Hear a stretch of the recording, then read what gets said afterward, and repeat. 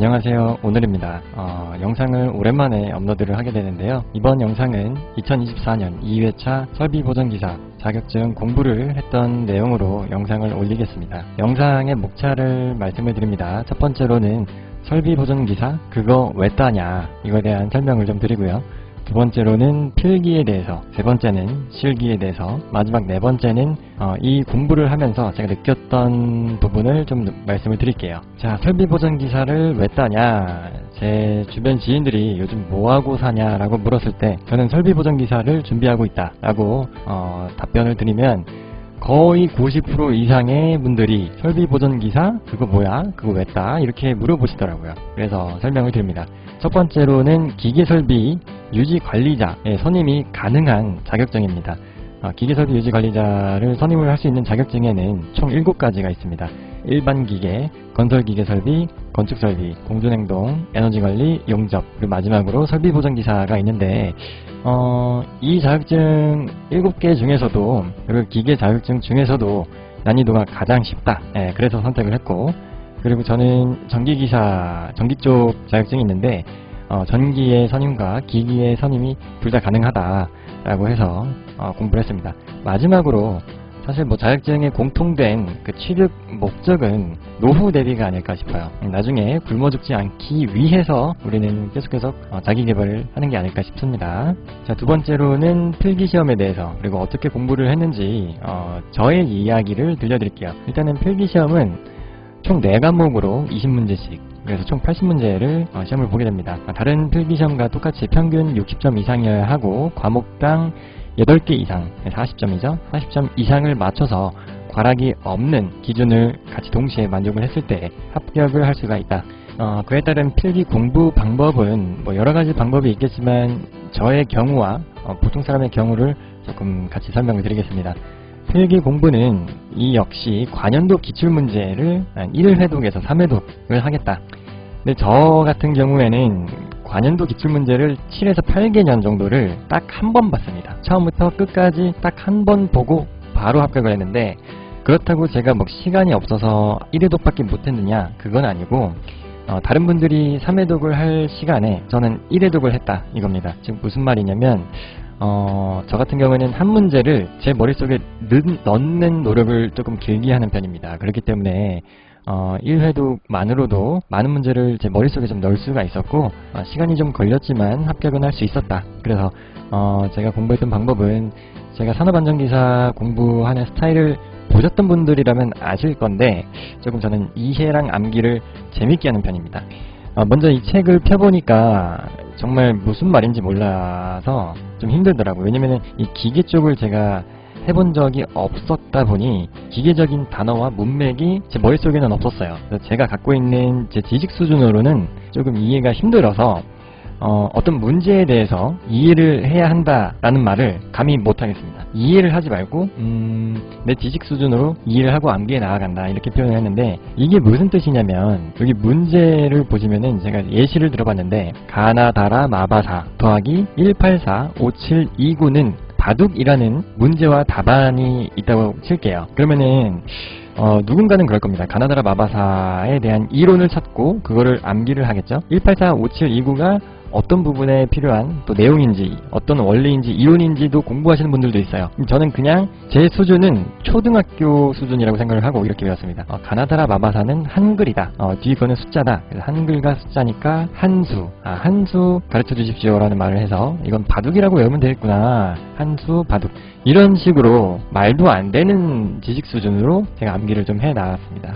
근데 이렇게 해도 큰 문제가 없었던 이유는 이 필기 내용이 보통의 자격증과는 좀 다르게 실기로 이어지지 않아요. 이 자격증은 보통은 필기를 번호를 찍는 거잖아요. 근데 실기는 그 문제 보기를 쓰는 식으로 이렇게 보통 나오는데, 설비보전기사 같은 경우에는 필기랑 실기는 정말 다른 세상입니다. 정말 필요가 없기 때문에 겹치는 내용이 없는 수준으로 봐도 됩니다. 그래서 이론도 필요가 없고 원리도 필요가 없습니다. 그냥 필기 공부하실 때에는 그 문제를 보고 답만 맞게 찾으면 돼요. 어떤 뭐 교수나 기술사랑 싸워도 그냥 합격만 하면은 그들과 같은 수준인 겁니다. 그렇기 때문에 그냥 내 지식 수준으로 이해를 하고 암기해 나가고 합격하고 나서 당장 버리시면 됩니다. 실기 때는 또 다른 공부를 하기 때문에, 그래서 필기는 관련도 기출문제를 1에서 3회독을 하면은 합격을 한다. 대신에 머릿속에 꼭 암기를 다 하셔야 된다라는 말씀을 강조를 드릴게요. 그리고 카카오톡 오픈 채팅방에 들어가시면 함께 공부를 하는데 좀 힘들거나 모르는 부분을 같이 해결해 나가고자 하는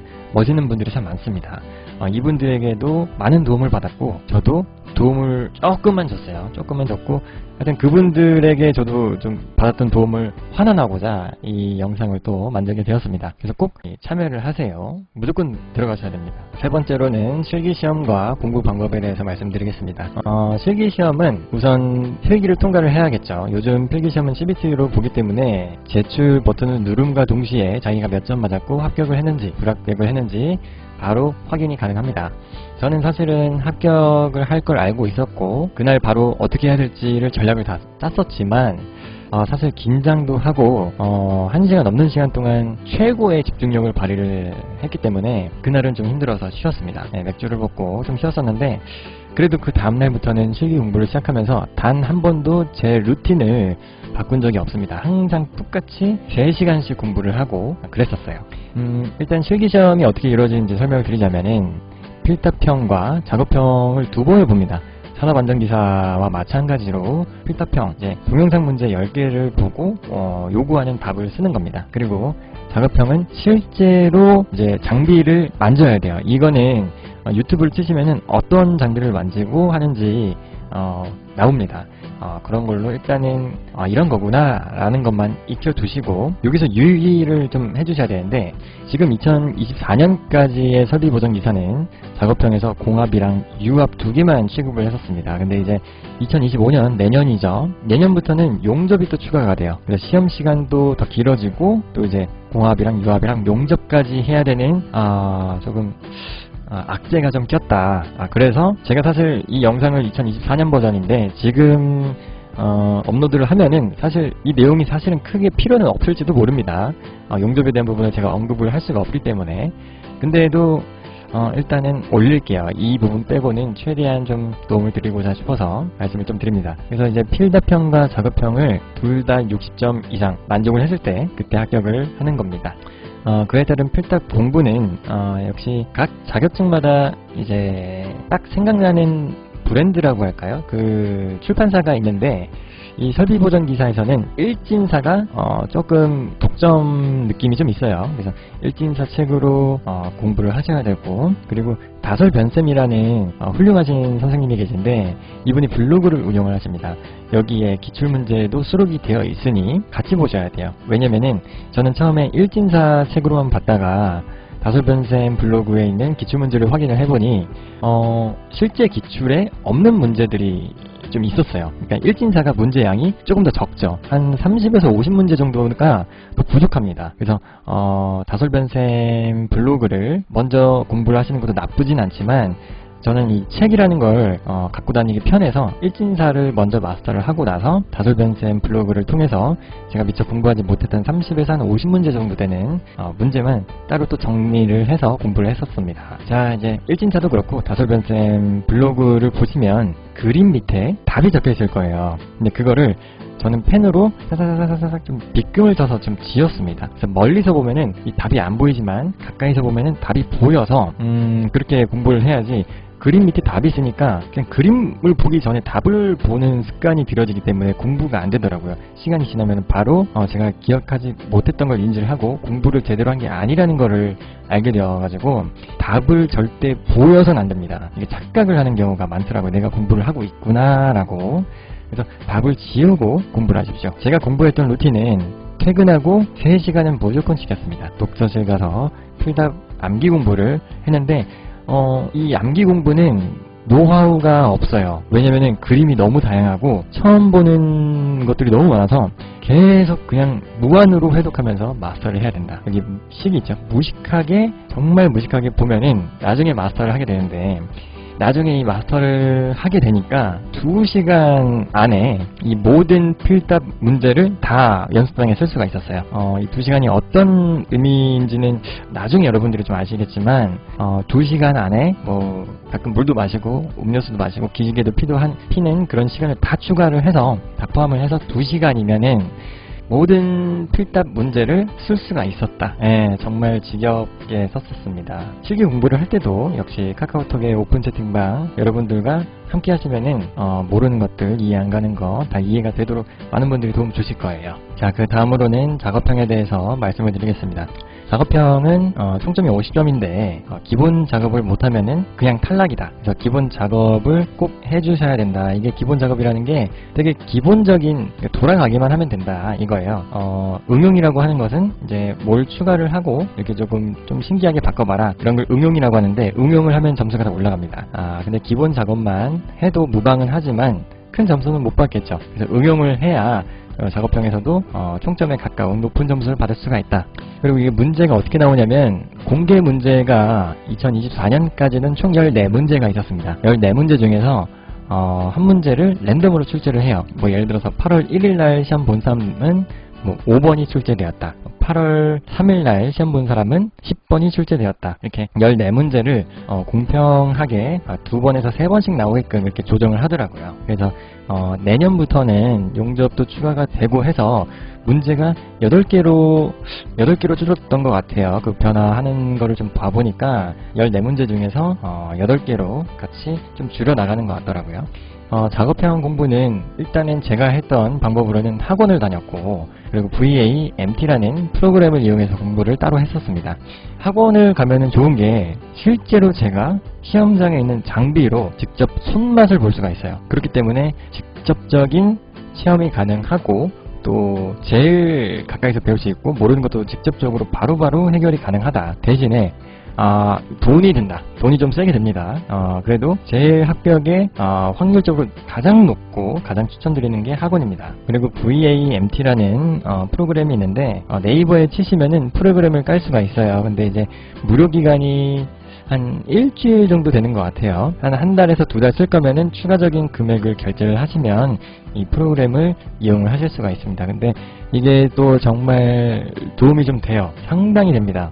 그렇기 때문에 이걸 또 추천을 드릴게요. 이건 학원에서는 실제로 장비를 만져야 되지만 노트북으로 하는 이 프로그램은 그냥 마우스 깔딱깔딱만 되면은 장비를 기계에다가 부착시켜주고 선도 연결해주니까 한 문제를 풀 때 학원에서는 한 5분에서 10분 걸리던 게 프로그램으로는 1분에서 2분 정도 소요가 좀 되더라고요. 많이 감소가 되기 때문에 다회독 할 수도 있고 개념 정리를 하기도 상당히 좋다. 그래서 학원과 VMT를 병행을 하시길 바랍니다. 그래서 제가 했던 루틴은 주말 하루 저는 일요일날 공부를 했었거든요. 일요일날 8시간씩 공부를 했었고 학원 다녀서 집에서는 노트북으로 VAMT를 공부를 했었습니다. 이게 산업안전기사와 같이 필답 시험을 먼저 보고 나서 그 다음에 작업형 시험을 보잖아요. 그러니까 필답 시험을 보고 나서 필답에 관련된 내용은 머릿속에서 다 버리시고 그 작업형 시험 때까지 저는 완전히 똥, 잠자는 시간 이외에는 노트북으로 VAMT를 갖고 놀았다. 마지막으로 제가 이 설비보전기사를 공부를 하면서 느낀 점을 말씀을 드릴게요. 첫 번째로는 작업형 시험 날짜를 가능한 한 마지막 정도로 접수를 하라. 예를 들어서 작업형 시험이 8월 1일부터 8월 14일까지라고 치자면은 저는 8월 12일 날로 그렇게 접수를 했었습니다. 14일 날은 너무 멀고 12일 날이 그때가 월요일이었던 것 같은데 딱 그 정도가 괜찮은 것 같아요. 마지막 날에서 한 2, 3일 전 그때가 저는 괜찮았어요. 왜냐면은 이 시험 기간이 한 2주 정도 되는데 그 기간 동안에 작업형 문제가 제가 공부했을 때는 14문제였고 이제 내년부터는 8문제로 바뀔 텐데 이 8문제가 공평하게 몇 번은 안 나오고 몇 번은 뭐 엄청 많이 나오고 이렇게 밸런스 조정을 잘못하면 안 되잖아요. 그래서 문제당 2번에서 3번 정도 공평하게 출제되도록 난이도를 조정을 하기 때문에 그 시험의 마지막 날이 가면서 어떤 문제가 몇 번이 몇 번 나왔다, 어느 문제가 아직 나오지 않았다, 이게 다 이제 알게 됩니다. 그렇기 때문에 이 확률적으로 예상이 충분히 가능해요. 마지막에 갈수록 조금 어떤 문제를 대비를 해야 될지 충분히 예상이 가능하다. 뭐 그 전에 여러 번 나온 문제들은 다시 나올 일이 없으니까 그건 과감하게 버리시면 됩니다. 그래서 필답 시험이 끝나고 오로지 작업 시험을 준비를 하는 그 기간 동안에 이 전략을 잘 쓰시면은 상당히 부담이 줄어요. 그리고 두 번째로는 시험 보는 지역에 따라서 감독관의 상태와 장비 상태가 다르다. 저는 이게 조금 이해가 안 됐었어요. 그 카톡방에서 그런 얘기를 다른 분들이 해주실 때 이게 체감이 되지 않았는데 제가 실제로 느꼈습니다. 제가 경험을 하는데 저는 다행히도 천사를 만났어요. 다행히 천사를 만났는데 만약에 그분이 악마였다면 저는 바로 떨어졌습니다. 왜냐면은 그 유압이라는 장비가 있는데 선을 꼽아야 돼요. 선을 꼽는 거는 초등학생도 할 수가 있는 거예요. 선이 안 들어가는 거예요. 그 안에 압이 찼는데 압을 빼줘야 되는 기기조차도 먹통이고, 그래서 그 장비 자체를 교환을 했는데도 3번을 교환을 했는데도 되지가 않습니다. 그걸 10분 15분 동안 낑낑낑낑 거리면은 다른 사람들은 막 한 중간치까지 하고 있을 때 저는 아예 시작조차가 안 된 거예요. 그때 멘탈이 정말 나가고 손발이 다 떨립니다. 근데 이제 교체할 것도 다 해봤는데 안 되니까 보조로 계신 분이 선을 연결을 하고 작동시키면서 유압을 빼니까 그때서야 압이 좀 빠지면서 장비가 꽂히더라고요. 그거는 진짜 이분이 안 알려주고 가만히만 있었으면 전 그냥 떨어졌습니다. 이거는 정말 경험자만이 할 수가 있지, 이거는 학원이든 어디서든 잘 안 알려줄 거예요. 하여튼 장비 상태가 시험장에서 큰 영향을 미친다, 멘탈이 나간다, 그럼 정말 사람 미치거든요. 그래서 이제 카톡방에서는 어느 지역은 좋다, 어느 지역은 조금 피해라, 이런 썰들이 도니까 그 점 참고하시기 바랍니다. 참고로 저는 인천에서 시험을 봤습니다. 인천 괜찮은 것 같아요. 자, 세 번째로 기사 자격증 중에서 돈이 가장 많이 든 종목이다.